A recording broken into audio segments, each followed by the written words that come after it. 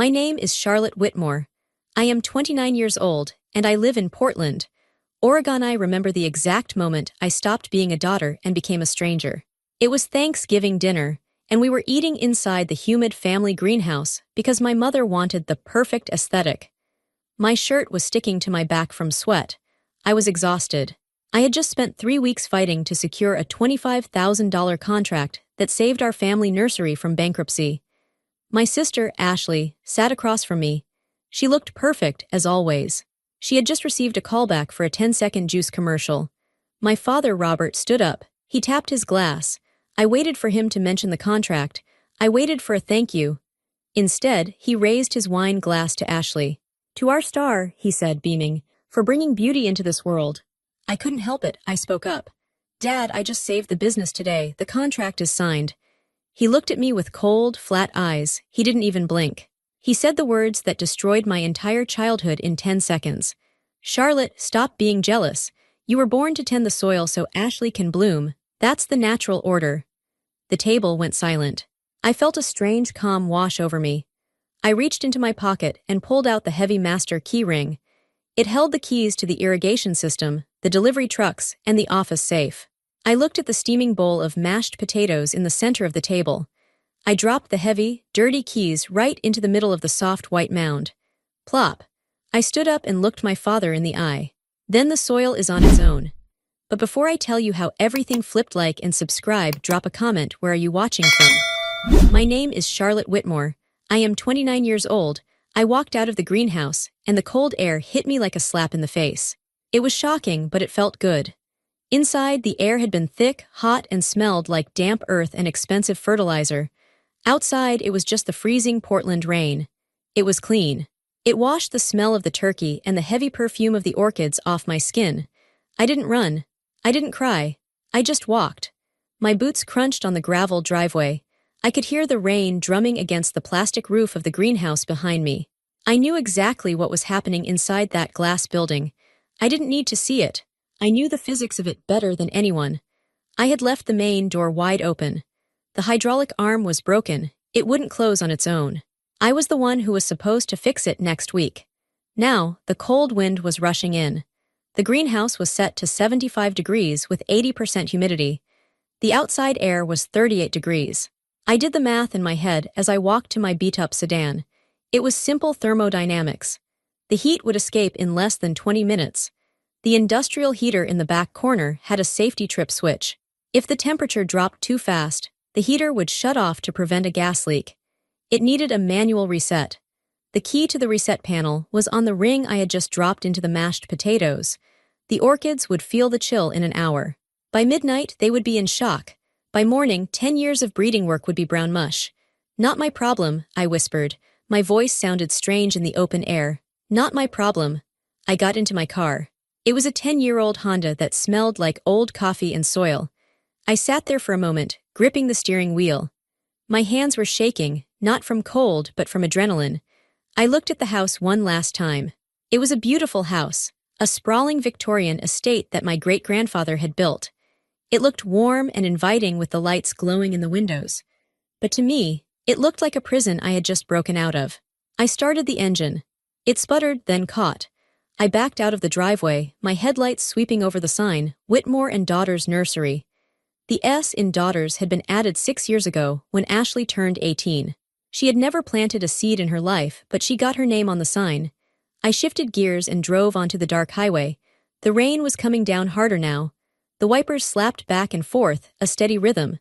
Slap swish, slap swish. It was the only sound in the world. For the first time in my life, I wasn't rushing to go pick up supplies. I wasn't rushing to fix a broken pipe. I wasn't rushing to meet a delivery driver. I was just driving. I reached for my phone. It was buzzing on the passenger seat. Dad flashed on the screen, then Mom, then Ashley. I didn't answer. Instead, I pulled over into a gas station parking lot about 5 miles down the road. The fluorescent lights hummed overhead. I took a deep breath and picked up the phone. I didn't check the messages. I opened my banking app instead. My fingers hovered over the screen. This was the scary part. This was the part where I cut the rope. For 7 years, since I was 22, I had been paying the rent for my parents' city apartment. They claimed they needed a place in downtown Portland to network for the business. They said the farm was too far out for meetings. The rent was $2,800 a month. I paid it from my personal account. My salary at the nursery was barely enough to cover my own small studio apartment and my car, but I paid their rent first. I ate instant noodles so they could have a doorman. I wore thrift store clothes so they could have a view of the river. I looked at the recurring transfer line. Whitmore City apartment, $2,800. Next payment scheduled, tomorrow. I pressed cancel. A box popped up. Are you sure? I pressed yes. Recurring transfer canceled. I felt a weight lift off my chest. It was physical. I actually sat up straighter. Then I went to the credit card section. There was a business card in my name, but my mother carried it for emergencies. I looked at the recent charges. Nordstrom, $450. Sephora, $200. Lunch at Le Pigeon, $180. Those weren't emergencies. I pressed report lost/stolen. The app asked if I wanted to freeze the card immediately. I pressed freeze. It was done. In 2 minutes, I had cut off the money supply that fueled their lifestyle. I knew what would happen. The card would be declined the next time my mother tried to buy a latte. The landlord would call my father in 3 days when the check didn't arrive. They would panic. I put the phone down and looked out at the rain. I was technically homeless. I couldn't go back to my apartment tonight. My parents had a spare key, and I knew they would be waiting there to scream at me. I needed to go somewhere they wouldn't look. I put the car in drive and headed toward the coast. I didn't have a plan. I didn't have much money in my savings because I had given it all to them. But I had a full tank of gas, and for the first time in 29 years, I owned my own time. The silence in the car was beautiful. No one asking me to do anything. No one criticizing my clothes. No one telling me I looked tired. Just the rain and the road. As I drove toward the ocean, the silence gave my mind space to think. Memories started coming back. Not the happy ones people talk about at holidays. I didn't have many of those. These were the memories that explained why I left. I remembered being 12 years old. It was a Saturday in July. The nursery was busy. My father was yelling about a delivery of fertilizer that had been dropped at the wrong end of the property.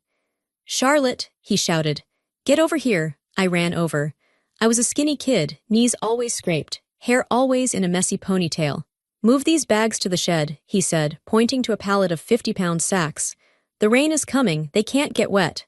"But Dad," I said, looking at the huge pile, "they're too heavy. Can't the forklift guy do it?" "He's busy," Dad snapped. "Don't be lazy, use your legs." He walked away. I spent the next 2 hours dragging those bags. The rough plastic scratched my arms until they bled. The chemical dust made me cough. My back screamed in pain. While I was dragging the last bag, I looked up at the house. The window to the sunroom was open. I saw Ashley. She was 10. She was wearing a pink leotard. My mother was adjusting Ashley's posture. "Chin up, darling," I heard my mother say. "You have such a graceful neck. You were made for the stage." Ashley did a little spin. They both laughed. They were drinking lemonade. I looked down at my bleeding arms and my dirty boots. I wasn't made for the stage. I was made to carry the heavy things so Ashley could be light. That was the dynamic. It never changed. It only got worse as we got older. When I was 19, I was in college studying botany, but I was still running the nursery's payroll on weekends. One Friday, the system crashed. We had 20 employees waiting for checks. My father was useless with computers. He threw a stack of papers at me. "Fix it, Charlotte. If they don't get paid, they walk." I missed a huge party at my dorm. I missed a date with a guy I really liked. I sat in the dusty back office for 14 hours, manually entering data, sweating, crying from stress. I got it done at 3 a.m. The next morning, I walked into the kitchen, exhausted, eyes swollen. My parents were eating pancakes with Ashley. "Oh, look who's finally up," Mom said, not looking at me. "Ashley just told us the wonderful news. Her drama teacher says she has immense potential." "We're so proud," Dad said, beaming at Ashley. "We're going to pay for those extra voice lessons. It's an investment." "What about the payroll?" I asked. "I saved the company last night." Dad waved a fork at me. "That's just administration, Charlotte. It's expected. Don't fish for compliments, it's unbecoming." That word, expected. My labor was expected. It was invisible. It was like running water or electricity. You only notice it when it stops. But Ashley was the art on the wall. She was there to be admired. I realized something as I drove through the dark woods of the coastal range. My family wasn't accidentally dysfunctional. It was engineered. It was built this way on purpose. They needed a workhorse and they needed a show pony. I was the horse. Ashley was the pony. They raised me to be responsible, to be guilty, to be afraid of failure. They raised Ashley to be helpless, to be vain, to believe she deserved everything just for existing. I thought about the money. The $2,800 rent. 2 years ago, I tried to tell them I couldn't afford it anymore. My car needed a new transmission. I can't pay the full rent this month, I had told my mother. She didn't get angry, she got sad. She did this thing where her eyes filled with tears and her voice got very small. "Oh, Charlotte," she whispered. "After everything we've done for you, we gave you a job, we gave you a purpose. And now you want to evict your own parents.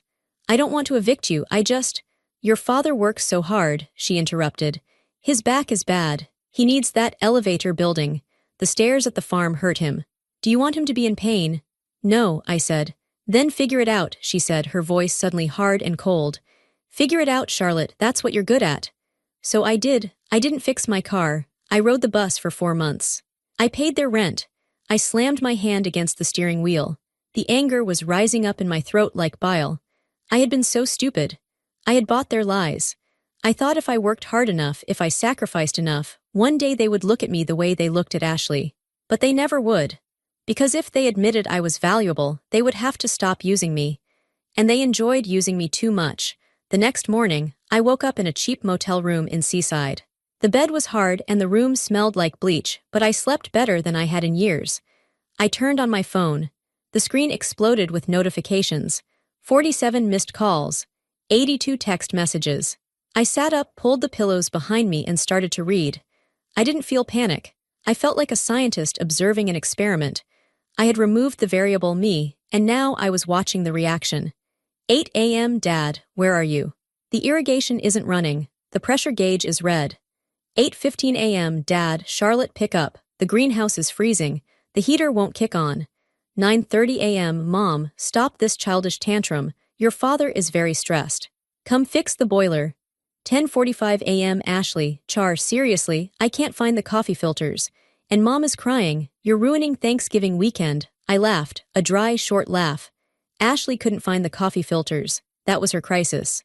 Meanwhile, the nursery was dying. By noon, the texts changed tone. They went from annoyed to panicked. 12:30 p.m. Dad, the orchids are dropping leaves. I don't know the password for the climate control panel. You changed it last month. What is it? I remembered that. I had changed the password because Dad kept messing with the settings and killing plants. I had told him the new password 3 times. He never wrote it down. I don't need to know, he had said. That's your job. Well, now it was nobody's job. 2 p.m. Ashley, my skin is breaking out from the stress. I have an audition on Tuesday. You are so selfish, Charlotte. Come back right now. 3:15 p.m. Mom. The card was declined at the grocery store. It was humiliating. Unfreeze it immediately. We have guests coming for leftovers. I didn't reply to a single one. I took a screenshot of every message. Click, click, click. This was evidence. This proved that without me, they couldn't function for even 24 hours. I ordered a pizza to the motel room. I ate it in bed while watching HGTV. Around 5 p.m., my phone rang. It was a number I didn't recognize. I let it go to voicemail. Then it rang again. Same number. I picked it up. Hello, Charlotte, a woman's voice, sharp but not unkind. Yes, it's Aunt Patricia. I sat up straight. Patricia was my father's older sister. She was the black sheep of the family. She had been banned from family gatherings 10 years ago because she told my father he was a pompous fool at Christmas dinner. I hadn't spoken to her since then. Aunt Patricia, I heard what happened, she said. Your mother called me, she's hysterical, said you went crazy and tried to burn the house down. I didn't burn anything, I said calmly. I just left. I know, Patricia said. I know Susan is a liar. Listen to me, Charlotte, where are you? I'm safe. Good, stay there, but I need to see you. I have something of yours. Your grandmother left it with me before she died. She made me promise not to give it to you until you were ready. She said I'd know when that was. Ready for what? Ready to walk away from them, Patricia said. And it sounds like you finally did. My heart started to pound. My grandmother had died 5 years ago. She was the only person who had ever been kind to me. She used to sneak me cookies when Mom put me on a diet. Meet me at the diner on Highway 26, Patricia said. The one with the giant crab sign, 1 hour. Okay, I said. I hung up. I looked at the phone again. Dad, if those orchids die, I will sue you for damages. I screenshotted it. He couldn't sue me. I was an at-will employee with no contract. I had resigned. The nursery was collapsing. The inventory was rotting. The money was frozen. And I was going to get pancakes with Aunt Patricia. The diner was warm and smelled like bacon and old frying oil. Aunt Patricia was sitting in a booth in the back. She looked exactly as I remembered. Sharp gray bob haircut, bright red lipstick, and a look in her eyes that said she didn't tolerate nonsense. She didn't hug me. She just pointed to the seat across from her. You look like hell, Charlotte, she said. Thanks, I said, sliding into the vinyl booth. I feel great. You should, she said. I ordered you coffee. She pushed a mug toward me. Then she reached into her large leather tote bag and pulled out a metal lockbox. It was old, gray steel, with a small key taped to the top. Your grandmother, Martha, gave this to me a week before she passed, Patricia said. She knew your parents. She knew Robert was weak and Susan was greedy. She knew they would bleed you dry if they could. I stared at the box. What is it? Open it. I peeled the tape off the key. My hands were shaking again. I unlocked the box and lifted the lid. Inside was a stack of papers. Old bank statements, legal documents. I picked up the top paper. It was a trust deed. The Charlotte Whitmore Education and Business Trust. Beneficiary. Charlotte Whitmore. Trustee, Robert Whitmore and Susan Whitmore. Initial deposit, $150,000, I gasped. What is this? Your grandmother sold her rental properties in 2015, Patricia said. She set aside $150,000 for you, specifically for you, to start your own nursery or buy a house. She knew you were the one with the green thumb. I never knew about this, I whispered. They told me Grandma died broke. They said we had to pay for her funeral. Lies, Patricia spat. Read the transaction history, the second page. I turned the page. My eyes scanned the lines. January 12, 2018. Withdrawal $45,000. March 4, 2018. Withdrawal $30,000. June 15, 2018. Withdrawal $75,000. Balance $0. The account had been drained 5 years ago. I looked at the dates. They felt familiar. January 2018, that was when Ashley moved to Los Angeles. March 2018, that was when Ashley got her portfolio photos done.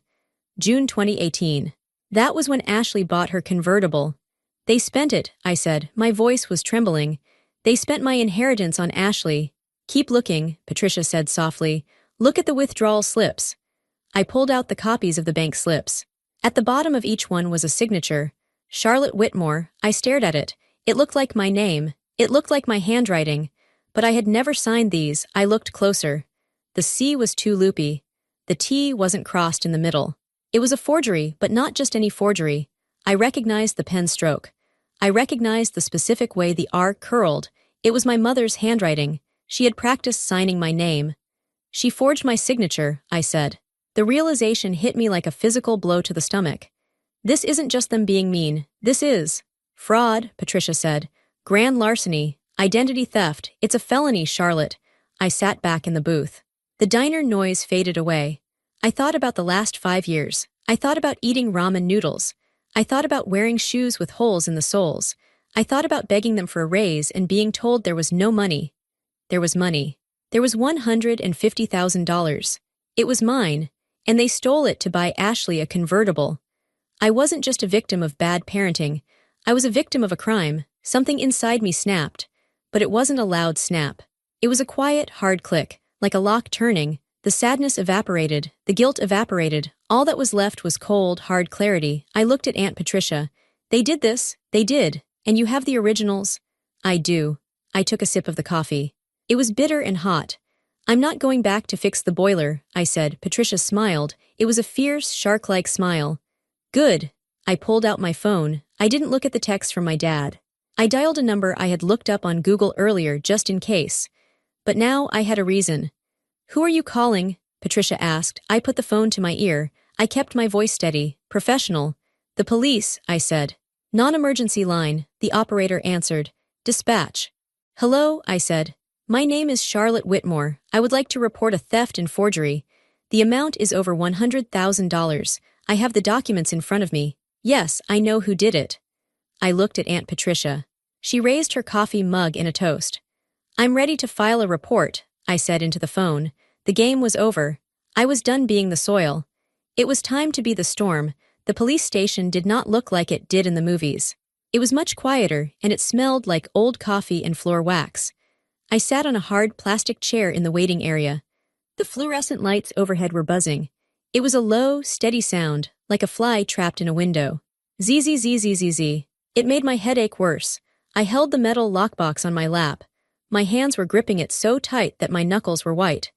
Aunt Patricia sat next to me. She was reading an old magazine, but I knew she wasn't really reading. She was watching me. She was guarding me. "You don't have to do this, Charlotte," she said for the third time. "We can just hire a lawyer. We can sue them in civil court. You don't have to talk to the police." I looked at the scuff marks on the linoleum floor. I shook my head. "No," I said. My voice sounded small but steady. "Stealing is a crime, Aunt Patricia. If a stranger walked into the nursery and took $150,000 from the safe, would we just sue them? No, we would call the police. We would want them arrested." "It's different," she said softly. "It's your mother and father." "That makes it worse," I said. "A stranger doesn't owe me love. A stranger doesn't owe me protection. They were supposed to protect me. Instead, they robbed me." A heavy door opened. A man in a gray suit walked out. He looked tired. He had bags under his eyes and a coffee stain on his tie. He held a clipboard. "Charlotte Whitmore," he called out. I stood up. My legs felt heavy, like I was walking through mud. "That's me. I'm Detective Miller," he said. "Financial Crimes Division. Your aunt called ahead. Come on back." We walked through a maze of desks. Phones were ringing. People were typing. It was just an office, but it felt dangerous. We went into a small interview room. There was a metal table and 3 chairs. There was a mirror on the wall that I knew was one-way glass. "Have a seat," Detective Miller said. He sat down and opened a notepad. "So you want to report a theft?" I put the lockbox on the table. The sound of the metal hitting the table was loud. Clang. "I want to report a theft, a forgery and fraud," I said. I opened the box. I took out the stack of papers Aunt Patricia had given me. I laid them out in a row. 1, 2, 3, 4. "This is a trust fund," I explained. "My grandmother, Martha Whitmore, set it up for me in 2015. She deposited $150,000. It was for my education or to start a business. I am the sole beneficiary." Detective Miller picked up the trust deed. He put on a pair of reading glasses. He read it slowly. "Okay," he said. "Looks standard. Robert and Susan Whitmore are listed as trustees until you turn 25. When did you turn 25? 4 years ago," I said. "But I never saw this money. I didn't know it existed until yesterday." "And where is the money now?" he asked. "Gone," I said. "All of it." I pushed the bank statements toward him. "Look at the withdrawals. They started in January 2018. That was 6 months before I turned 25. They drained the account before I could legally take control of it." Detective Miller looked at the statements. He frowned. "These withdrawals are signed. Charlotte Whitmore. Is this your signature?" I took a deep breath. This was the moment. This was the moment I turned my parents into felons. "No," I said. "That is not my signature."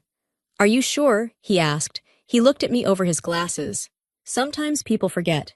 Maybe you signed something without looking. Maybe they told you it was for something else." "I am sure," I said. I reached into my purse and pulled out my driver's license and a check from my own checking account. I placed them next to the forged withdrawal slip. "Look at the C," I said. I write my C with a sharp loop at the top. This C is round, it's bubbly. And look at the T. I cross my T straight through the middle. This T is crossed at the very top with a little slant. I pointed a shaking finger at the paper. "That is my mother's handwriting. She tries to make it look fancy. She thinks bubbly letters look upper class. I have seen that handwriting on birthday cards and grocery lists my entire life. She signed my name." Detective Miller pulled a magnifying glass from his drawer. He leaned in close. He looked at the real signature and then the fake one. He did it for a long time. The room was silent except for the buzzing light. "It's not even a good forgery," he muttered. "It looks practiced but shaky." He looked up at me. "Okay, let's assume this is a forgery. We need to establish a timeline. To prove fraud, we need to show that the money wasn't used for your benefit. If they spent this money on your medical bills, or your tuition, or your car, it's not theft. It's just mismanagement." I laughed. It was a dry, cracking sound. "My benefit, detective, let me tell you about January 2018. I closed my eyes. I could see it clearly. January 12, 2018, I said. Withdrawal of $45,000. That was the week of the big freeze. I was working at the nursery. I was 24. I was making $12 an hour. My boots had holes in them. My toes were blue from the cold. I asked my father for a raise so I could buy new thermal gear. He told me the business was struggling, and I needed to sacrifice for the family. I opened my eyes.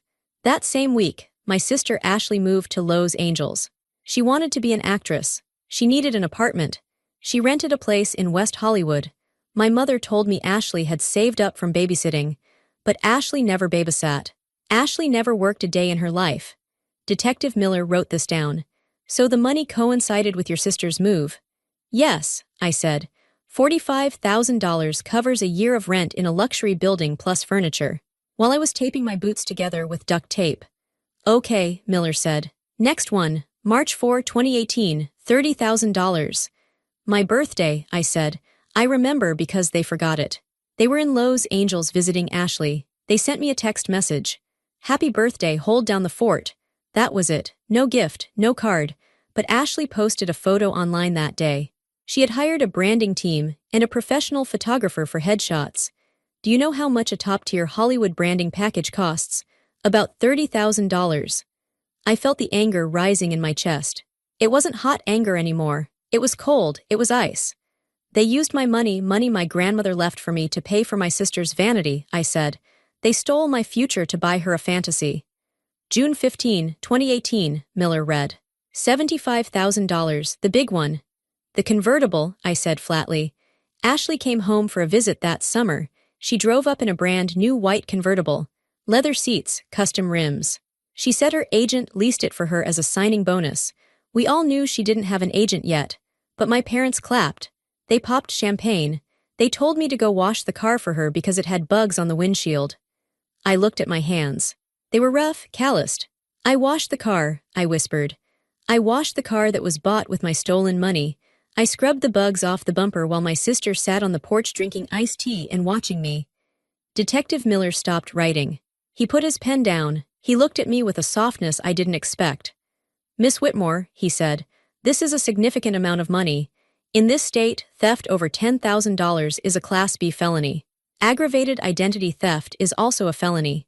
If we pursue this, and if the evidence holds up, which it looks like it will, your parents are looking at prison time. Minimum mandatory sentences apply. He leaned forward. I need you to be very clear about this. Once I file this report, the state takes over.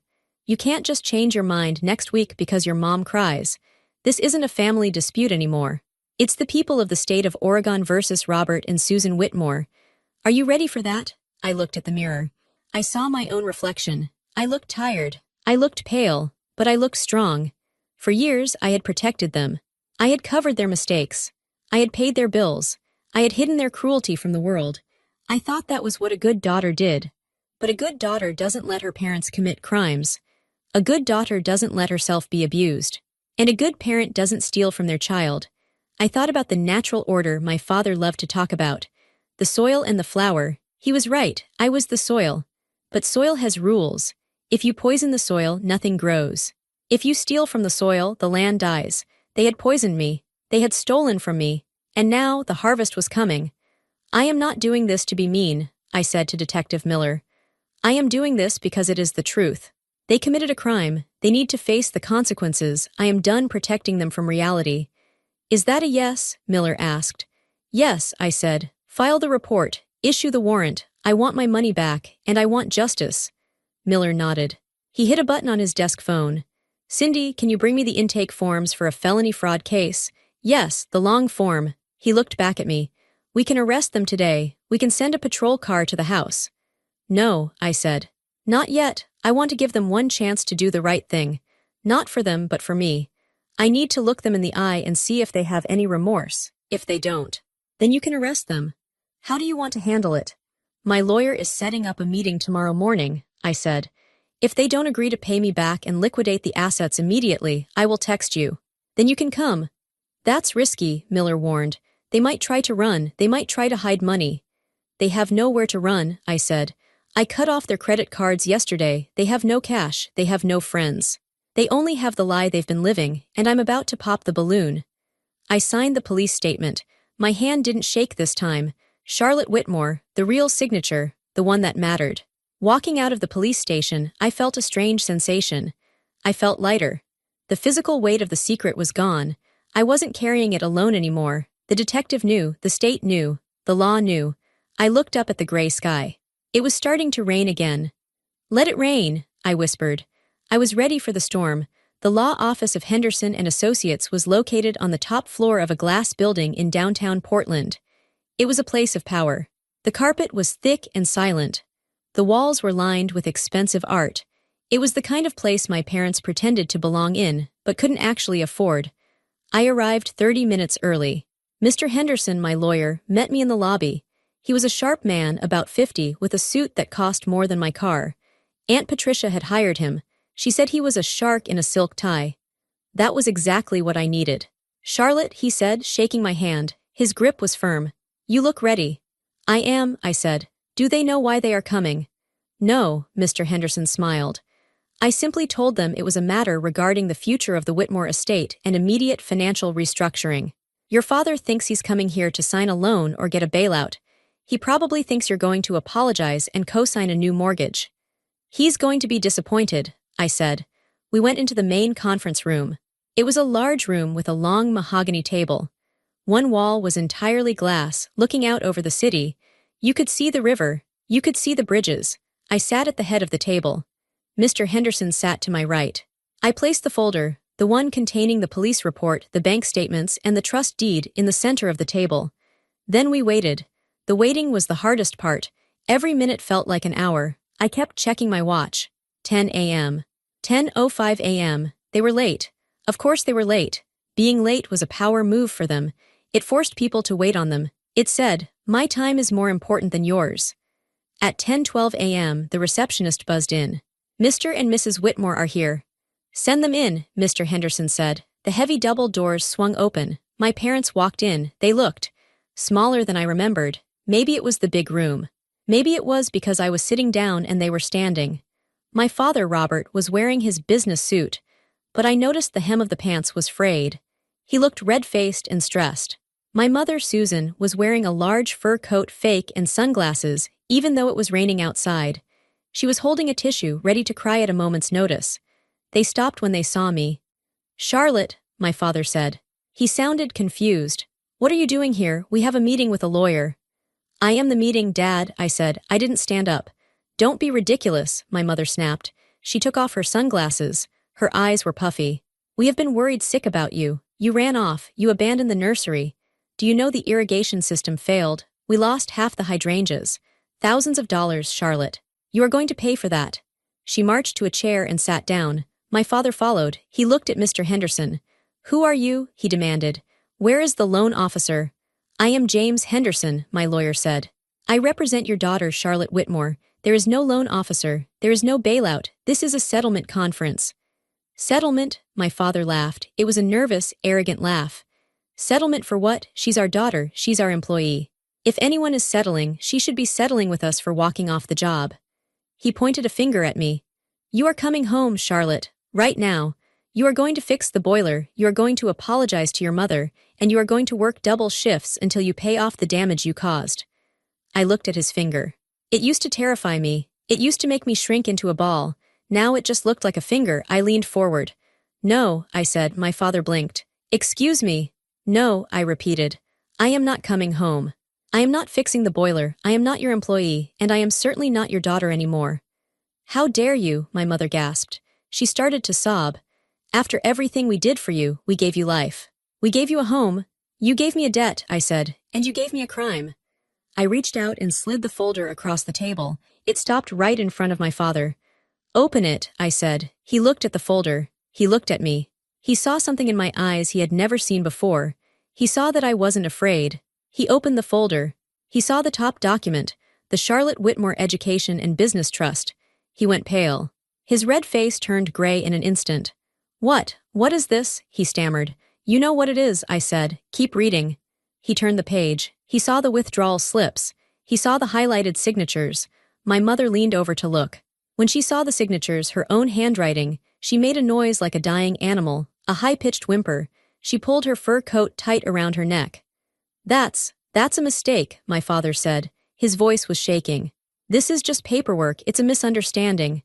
It's not a misunderstanding, Robert, I said. It's a felony, grand larceny, aggravated identity theft, wire fraud.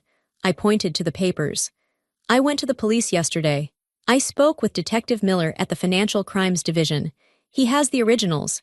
He has verified that the signatures are forgeries. He is ready to arrest you. My parents froze. The silence in the room was absolute. You could hear the rain hitting the glass window. You went to the police, my mother whispered. She looked at me with horror. You called the police on your own parents. You stole from your own child, I shot back.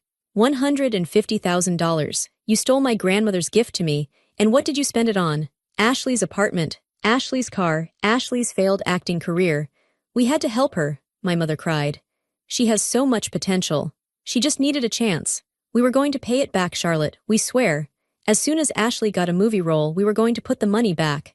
Ashley has been in LA for 5 years, I said. She hasn't had a job. She hasn't had a role. She has had a party funded by me. It's family money, my father yelled, slamming his hand on the table. He was trying to regain control. He was trying to be the big scary dad again. It all belongs to the family. You are selfish, Charlotte. You always have been, hoarding money while your sister struggles. It wasn't family money, Mr. Henderson interjected. His voice was calm and cold as ice. It was a trust. Legally, that money belonged to Charlotte and Charlotte alone. By accessing it without her permission, you committed theft. By signing her name, you committed forgery. These are facts. They are not up for debate. Mr. Henderson leaned forward. Here is the situation. Detective Miller is waiting for a text message from Charlotte. If she sends that text, a squad car will be at your house in 20 minutes. You will be arrested. You will be handcuffed. You will be booked into the county jail.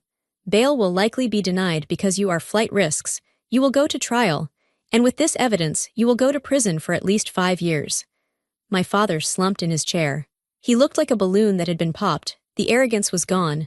Prison, he whispered. I can't go to prison, I have a bad back. Then you shouldn't have committed a crime, I said. What do you want? My mother asked. She was crying for real now. Ugly, terrified tears. Please, Charlotte, don't send us to jail, we'll do anything, please. Here is the deal, I said. Option B, I pushed a second document across the table. It was a legal settlement agreement. You will liquidate the nursery, I said. Immediately, you will sell the land, the equipment, the trucks, and the house, everything. But that's our home, my father whimpered. That's my legacy. My grandfather built that business. And you destroyed it, I said. It's over. The business is bankrupt anyway. I saw the books. You're drowning in debt. Selling it is the only way to pay me back. You will sell everything, I continued. You will pay me $150,000 plus interest, totaling $165,000. And then, my mother asked. And then you will leave me alone, I said. Forever, you will not call me.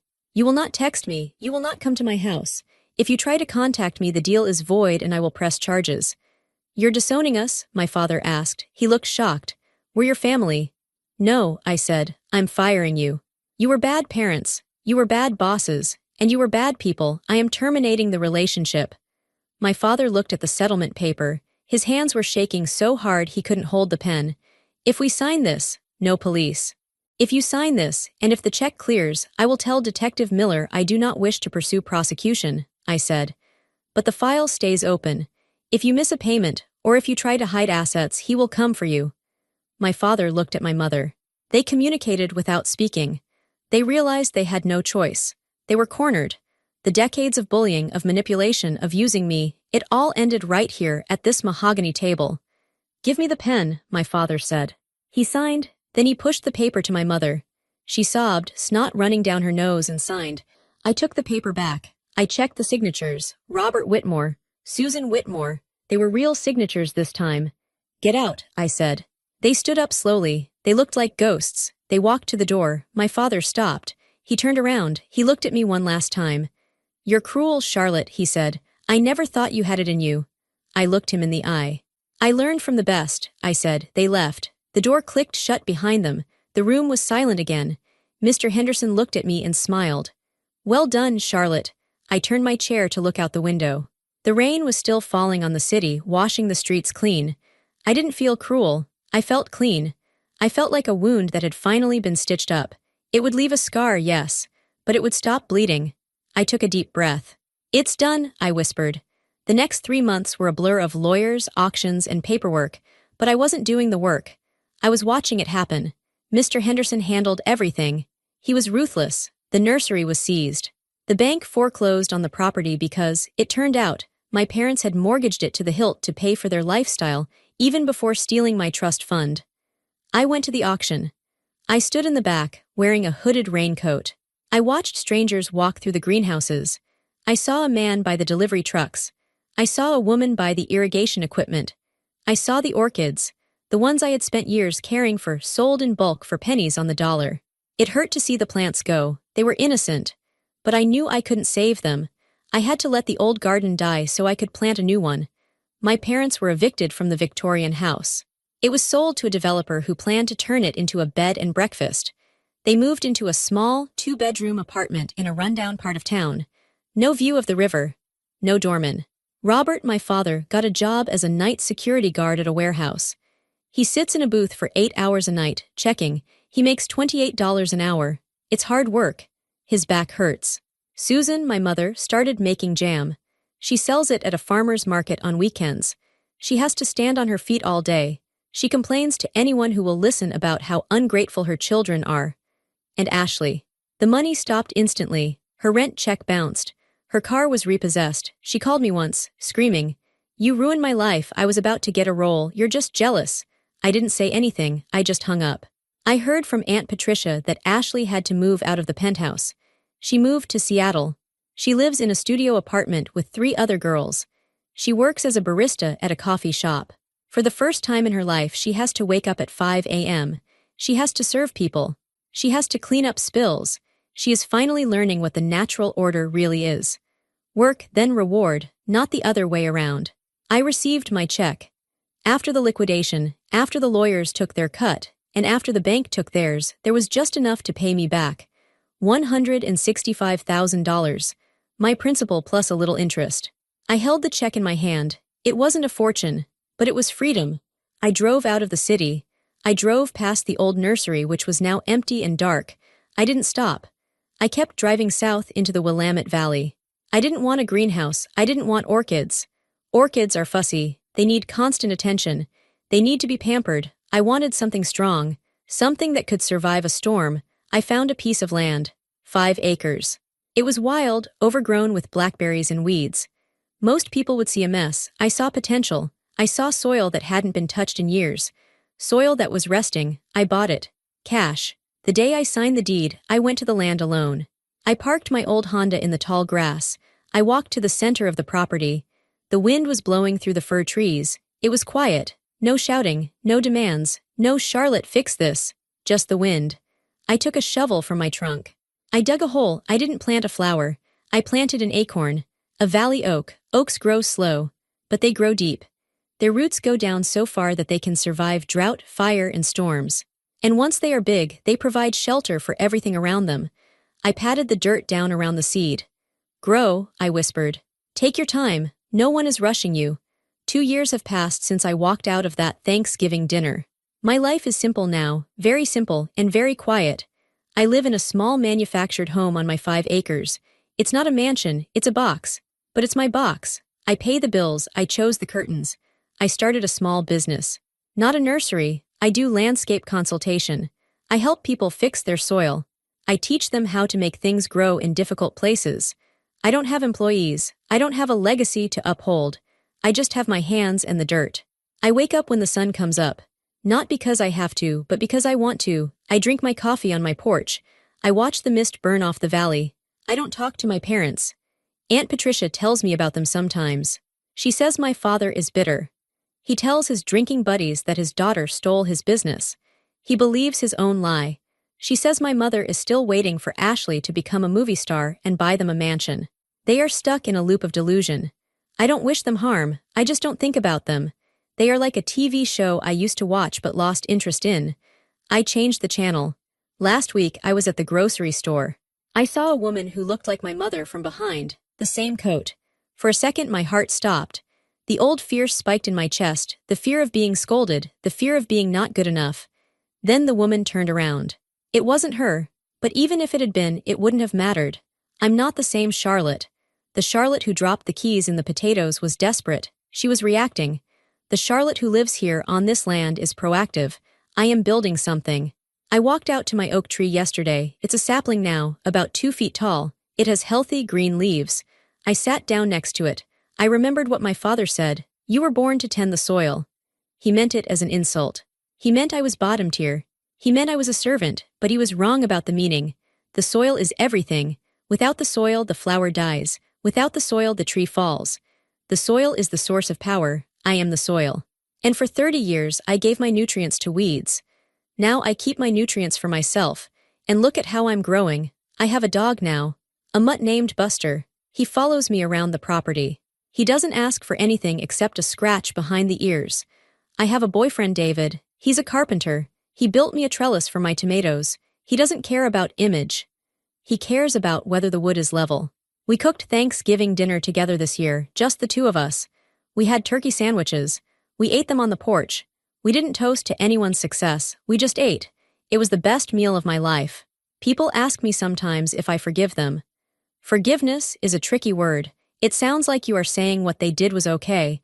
What they did was not okay. It was theft. It was abuse. It was cruel. I don't forgive the action. But I have let go of the anger. Anger is heavy. It's like carrying those 50-pound fertilizer bags. If you carry it too long, it breaks your back. So I put the bags down. I found justice. Not just in the legal settlement, but in the reality of our lives. Justice isn't always a gavel banging. Sometimes, justice is just the truth revealing itself. The truth is, they needed me. I didn't need them. When I left, they fell. When they left me alone, I rose. That is the only verdict I needed. I stand on my porch as the sun goes down. The sky is purple and orange. I look at my hands. They are rough. There is dirt under my fingernails. They are working hands. For a long time, I hated my hands. I wanted them to be soft like Ashley's. Now I love them. These hands built a life. These hands dug a well. These hands signed the papers that set me free. If you are listening to this, and you feel like you are the soil in your family, if you are the one doing the work while everyone else blooms, if you are the one paying the price for everyone else's comfort, listen to me. You are not the background character. You are the foundation. And the thing about a foundation is you can choose what you support. You can support a crumbling, ungrateful house. Or you can walk away, find your own patch of earth, and build something that actually shelters you. It's scary to drop the keys. It's scary to walk into the rain. It's scary to cut the cord. But let me tell you from the other side. The air is cleaner here, the water is sweeter. And the silence isn't lonely, it's peaceful. My name is Charlotte, I am a gardener, and I finally pruned the dead branches from my family tree. Now I am in full bloom.